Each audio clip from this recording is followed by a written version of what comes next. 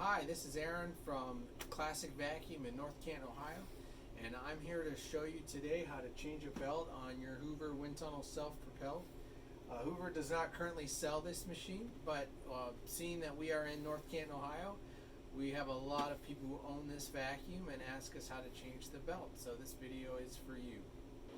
Alright, the first thing we're going to need to do is we're going to need to turn the machine over. We need to be able to access the bottom of the machine.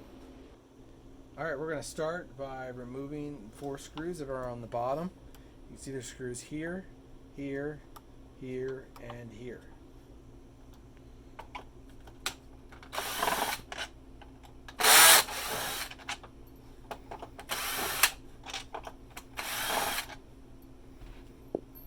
And now we will remove the bottom plate. You want to rock the bottom plate forward towards the front of the machine. And you want to be careful for the clip on the front.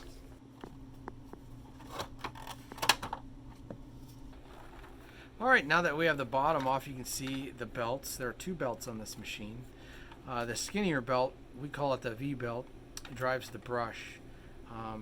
A lot of people will want to change it because it will look loose. When you put the machine upright, it moves an arm that's underneath the belt. When you put the machine back to use it, that arm flies up, makes it tight. Also, if you set the machine to hard floor, it locks that arm. So a lot of customers want to change this belt because it looks loose, but this one's just fine. It's how it's supposed to be. The second belt here is the belt that drives both the transmission and the brush. This one actually looks pretty tight, but it is completely worn out and loose. This is the one that you should change about every 6 months on this particular model. To remove the belt, you just do what I did, pull it off the wheel, pull it off that metal shaft in there, and you remove the belt. Alright, what we're going to do with our new belt, we're going to put it on that metal shaft down there, over that first, and then we're going to roll the belt up and over this wheel. Alright, so here's my belt here. I'm just going to reach in and put it over the metal shaft. Make sure I've hooked it. I'm going to push it onto this wheel, and it's going to roll into position. So I just kind of, sometimes it takes a little bit, I just work it over and I get that on. Again, this belt, it might look loose, but the way you test that belt, you lean it back to make sure this wheel has engaged the tension on the belt. I will lock the transmission wheel with my right thumb, and then I will attempt to spin the brush. If this brush is easy to spin, then either the brush roll or the belt is worn. In this case, I lock it. It locks pretty well, so I do not need to change the V-belt. Okay, now we're going to reinstall our bottom plate. We want to put this front tab into that slot.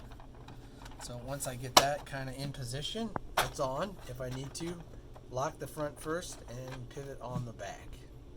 Alright, now we're going to install our screws back into position. You should still have 4 screws. If you don't, it's probably somewhere on the floor.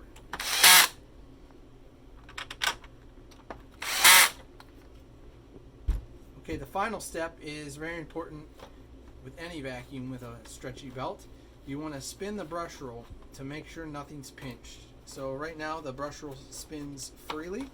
I'm also going to engage the V-belt and test that it's still tight. It feels good. Alright, now that we're done with that, we're going to flip it up and give it a test and make sure our brush roll still spins. So in order for this brush to turn, we need to tip it back as well. Alright, you can see it's working good. So that's how you change your belt on your Hoover Windtunnel Self Propelled. If you have any questions, you can always give us a call, or we're happy to change your belt for you while you wait. Thank you.